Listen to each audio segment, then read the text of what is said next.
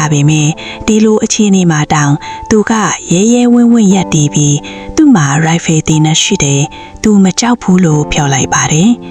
သူရှေ့ကိုဆက်လျှောက်သွားရင်ခဏကြာမှတော့တတိလေးလဲကျသွားပါတယ်သူအိပ်ပျော်နေတော့မှစစ်သား2ယောက်သူ့အနားကိုရောက်လာပါတယ်ဇလမ်ကရူရှားစစ်အခြေစိုက်စခန်းကိုကူးသွားပြီးအဲ့ဒီမှာတပ်ရင်းမှူးခုဆန်နာဆော့ဖ်ကကင်းလက်စစ်သားတွေကိုစောင့်နေပါတယ်သူတို့ဟာတန်းရရပြီးအားနည်းနေတဲ့ကောင်လေးနဲ့အတူရောက်လာပါတယ်စစ်သားတွေကသူတို့ဟာသူ့ဘက်တော်သားတွေဖြစ်ကြောင်းပြောပြတဲ့အခါမှာကောင်လေးကစိတ်အေးသွားပြီးသူ့ကိုယ်သူမိတ်ဆက်ပါတယ်ကောင်လေးကတိုက်ရင်မှုနဲ့လက်ဆွဲနှုတ်ဆက်ပြီးတိုက်ရင်မှုကိုလည်းသူ့ကိုယ်သူမိတ်ဆက်ဖို့ပြောတဲ့အခါစစ်သားတွေကရဲကြပါတယ်စစ်သားတွေဟာကောင်လေးကိုချစ်ခင်သွားကြပြီးသူ့ကိုဝိုင်းယုံကြည့်ကြပါတယ်သူတို့ကသူ့ကိုရေတိုက်အစာကျွေးကြပါတယ်အမြဲတမ်းအေးဆက်နေတဲ့တရင်မှုတောင်မှကောင်လေးကိုဂယုစိုက်ပေးပါတယ်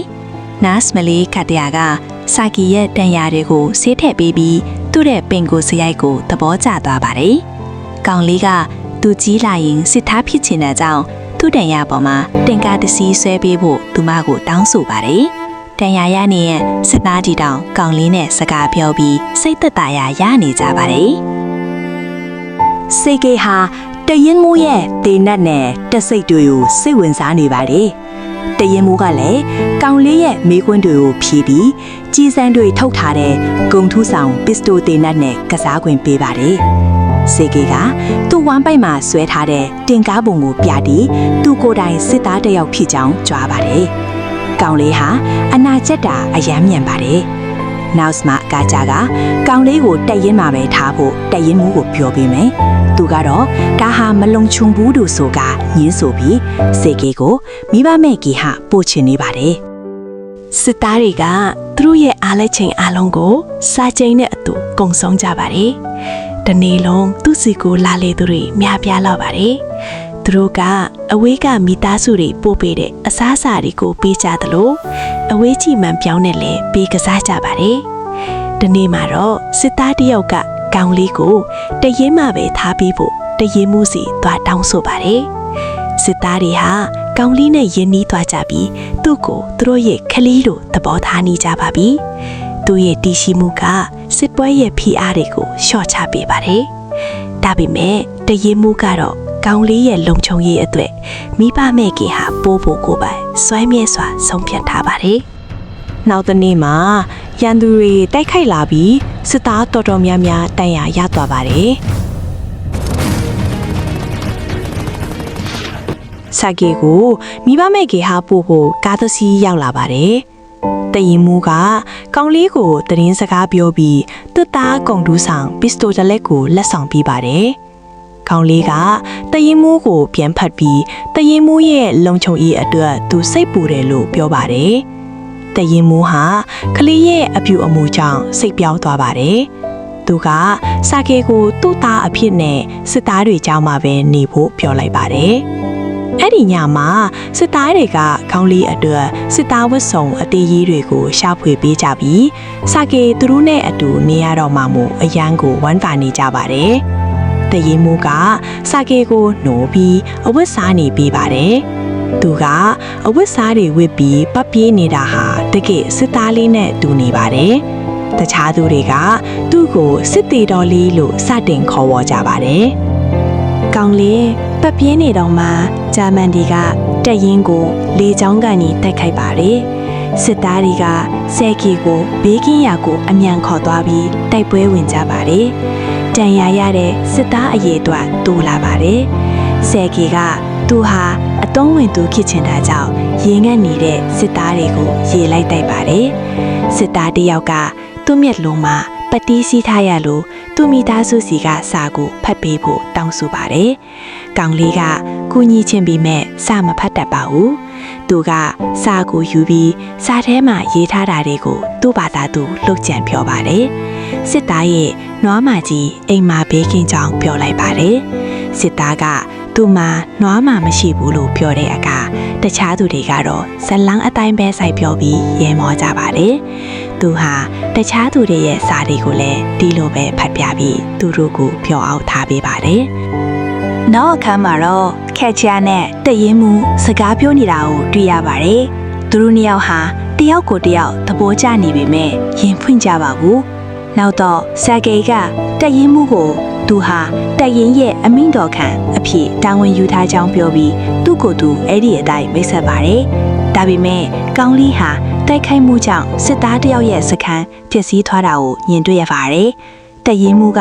တေဆုံးသွားတဲ့စစ်သားကိုအယိုသေးပေးဖို့ဥထုတ်ချရမယ်လို့တင်ပေးပါတယ်။နောက်တစ်နေ့မှာသူကတရင်မှုကိုတာဝန်တစ်ခုပေးဖို့တောင်းဆိုပြီးစစ်သားတွေစီစာဝေရတဲ့တာဝန်ကိုရရှိပါတယ်။သူဟာသူ့တာဝန်ကိုထိထိရောက်ရောက်ရုပ်ဆောင်နိုင်တယ်လို့စစ်သားတွေကိုတောင်ခခိုက်ပါတယ်။နောက်တစ်နေ့မှာစာဂေးကအဝေးကိမှန်ပြောင်းခဲ့အဆိုင်ကနေနည်းနည်းဝေးတဲ့နေရာကိုတွားပါတယ်။သူကစားနေတော့ကောက်ရိုးပုံထဲကနေတယောက်ယောက်ရဲ့ခြေတော်လှုပ်နေတာကိုမြင်လိုက်ရပါတယ်။သူတရင်ကိုပြန်ပြေးပြီးစစ်သားတွေကိုပြောပြပါတယ်။စစ်သားတွေကမယုံကြည်ပေမဲ့ကောင်လီနာကိုလိုက်သွားကြပါတယ်။ကောက်ရိုးပုံနာရောက်တဲ့အခါပုံနေတဲ့ဂျာမန်သူလီယိုနှစ်ယောက်ကိုတွေ့လိုက်ရပါတယ်။သူလီယိုတွေကိုဖမ်းဆီးလိုက်ပြီးကောင်လေးရဲ့ထက်မြက်မှုကိုချီးကျူးကြပါတယ်။အဲ့ဒီညမှာတရင်မူးကစာဂေးကိုမွေးစားစာတန်းတွေကိုပြပါတယ်။အခုတော့သူဟာတရဝင်းကောင်လေးရဲ့ဖခင်ဖြစ်သွားပါပြီ။စာဂေးကတရင်မူးရဲ့ခတ္တရအပေါ်ထောက်တဲ့ခံစားချက်ကိုသိနေတာကြောင့်ကျေးဇူးဆက်တဲ့အနေနဲ့သူမကိုတွားပြီးဖွင့်ပြောဖို့ခေါ်သွားပါတယ်။ဒါပေမဲ့သူတို့နှစ်ယောက်ဟာသူမကတခြားမျိုးသားတစ်ယောက်နဲ့စကားပြောနေတာကိုမြင်ပြီးသူမကတခြားတစ်ယောက်ကိုစိတ်ဝင်စားနေတယ်လို့မှားယွင်းစွာယူဆလိုက်ကြပါတယ်။စခန်းကိုဂျာမန်တွေထပ်မံတိုက်ခိုက်ပါတယ်။ဒီတစ်ချိန်မှာတော့စာဂေးကရှေ့တန်းကစစ်သားတွေကိုကြီးစံတွေပို့ပေးပြီးအစွမ်းကုန်ကူညီပါတယ်။ဒါပေမဲ့စစ်သားတွေကအပြင်မှာအရန်အန်တီရဲ့များလို့သူ့ကိုကိုတောင်ထဲပြန်ခိုင်းပါတယ်။သူကိုတောင်ထဲရောက်တဲ့အခါတက်မူးကြီးနဲ့ဖုံးလိုင်းပစ်တောက်သွားလို့တက်ရည်မူနဲ့တခြားသူတွေထိတ်လန့်နေတာကိုမြင်ရပါတယ်။စစ်သားတယောက်ကိုပြက်နေတဲ့ဝါယာချိုးတွေပြင်ဖို့လွတ်လိုက်ပါတယ်။စာဂေးကအဲ့ဒီစစ်သားနောက်ကိုလိုက်သွားပြီးအဲ့ဒီစစ်သားပြင်းထန်တဲ့ထန်ရာရသွားတာကိုမြင်ရပါတယ်။သူကတေးအန်ဆဲဆဲစစ်သားကိုဝါယာချိုးဘီလိုပြင်းရမလဲမေးပြီးသူကိုယ်လိုက်ပြင်လိုက်ပါတယ်။ဖုံးလိုင်းပြင်ရလာပြီးစစ်ကူတွေခေါ်နိုင်ခဲ့ပါတယ်။6နှစ်အရွယ်ကောင်လေးဟာလူတိုင်းရဲ့အသက်ကိုကယ်တင်ခဲ့ပါတယ်။နောက်ပိုင်းမှာတရင်မူးနဲ့ခကြတို့မြေနားမှာစကားပြောနေလာကိုတွေ့ရပါတယ်။တရင်မူးကနောက်ဆုံးမှာတော့သူ့ရဲ့အချစ်ကိုဖွင့်ပြောသည်စာဂေးရဲ့မိခင်ဖြစ်ပေးဖို့တောင်းဆိုပါတယ်။ခကြကအယံဝါလ်တာသွားပေမယ့်ဘာမှမပြောနိုင်ခင်မှာပဲစစ်သားတယောက်ရောက်လာပြီးသူတို့ကိုတရင်ကနေတခြားကိုပြောင်းရွှေ့ရမယ်ဆိုတဲ့အစာကိုပေးပါတယ်။နောက်တစ်နေ့မှာစစ်သားအားလုံးဟာစာဂေးနဲ့အတူအခြေစိုက်စကန်အသစ်ကိုထွက်ခွာခဲ့ကြပါတယ်။ဒါပေမဲ့လမ်းမှာမိုင်းကွင်းကိုဖြတ်မိပြီးသူတို့ရဲ့ကားတချို့ပောက်ကွဲသွားပါတယ်။တန်ရင်မူတန်ရရသွားပြီးစာကီးနဲ့ယဉ်နီးတဲ့အမိန့်တော်ကန်စစ်သားကတော့ပောက်ကွဲမှုမှာတေဆုံးသွားပါတယ်။သူဟာငိုကြွေးပြီးတန်ရင်မူကိုဖတ်ထားပါတယ်။သူတို့ဟာတန်ရရသူတွေကိုခေါ်ဆောင်ပြီးစကန်အသစ်ကိုဆက်လက်ထွက်ခွာခဲ့ကြပါတယ်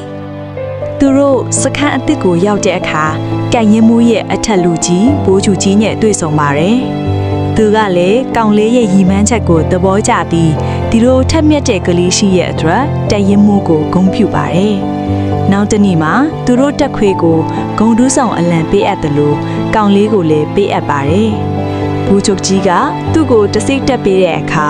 သူကသူ့နိုင်ငံကိုကယ်တင်ပါမယ်လို့ကတိပေးပါတယ်။တညမှာတော့သူတို့စခန်းပြင်းပြင်းထန်ထန်တိုက်ခိုက်ခံရပြီးတရင်မှုဟာအပြက်အစည်းတွေအောင်မှာပိတ်မိသွားပါတယ်။စာဂေးဟာသူ့ဖခင်အတွက်ငိုကြွေးပြီးကယ်ဖို့ကြိုးစားပါတယ်။သူကတခြားစစ်သားတွေကိုခေါ်လာပြီးနောက်ဆုံးမှာတော့တရင်မှုကိုဆွဲထုတ်နိုင်ခဲ့ပါတယ်။နောက်တစ်နေ့မှာစာဂေးကဒဏ်ရာရနေတဲ့တရင်မှုစီကိုတွားပါတယ်။တရင်မှုကိုကယ်ဖို့ကြိုးစားရင်းသူ့လက်တွေမှာလည်းဒဏ်ရာရခဲ့တာပါ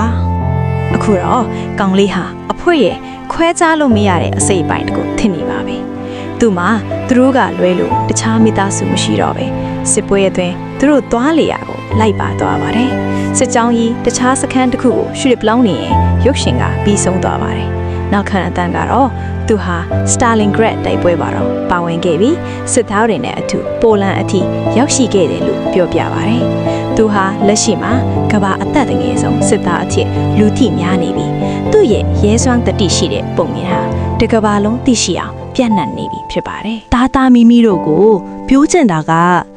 ငါကငယ်သေးတာပဲ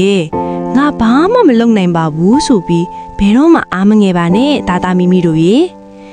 ဒီဇလန်တဲကစာကီလီကိုကြည့်လိုက်ရင်တတိဆိုတာခန္ဓာကိုယ်ကြီးမားတာနဲ့မဆိုင်သလိုအသက်အရွယ်နဲ့လည်းမဆိုင်ဘူးဆိုတာကိုတွေးလာမှာပါချောင်းနဲ့အရွယ်ပဲရှိသေးတဲ့စာကီလေးဟာကြောက်စရာကောင်းတဲ့အခက်အခဲတွေကိုအပြုံးမပြတ်ရင်ဆိုင်ခဲ့တယ်လို့မျိုးတာတာမီမီတို့လည်းကိုယုံကြည်မှုအပြည့်ရှိမယ်ဆိုရင်ဘလောက်ကြီးမားတဲ့အခက်အခဲကိုမှဆိုအောင်မြင်အောင်ကြော်ဖြတ်နိုင်တယ်ဆိုတာကိုအမြဲတတိယပြကြပါနော်နောက်ပြီးကိုယ့်ရဲ့တင်းငယ်တဲ့ကူညီမှုလေးတွေက